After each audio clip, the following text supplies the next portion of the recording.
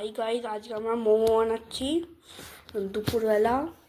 এই যে দিদি, এই যে সবিন দিয়ে করছে, সবিন মোমো হচ্ছে। কি হচ্ছে? মোমো।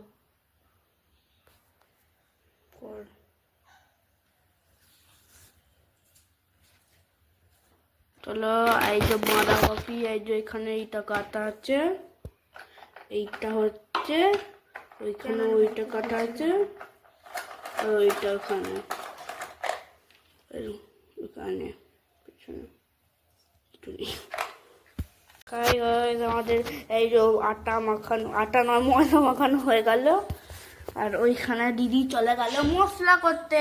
মশলা করছিস না?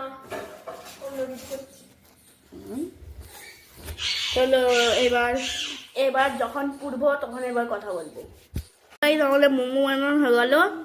এই যে ওইখানে এখন হচ্ছে, কিন্তু আমরা মোমো বানিয়ে খেতে শুরু করে দিয়েছি। দিদি কেন হয়েছে মোমো? হেভি হয়েছে, আমি তো বানিয়েছি। তো পূজা দিদি অসাধারণ।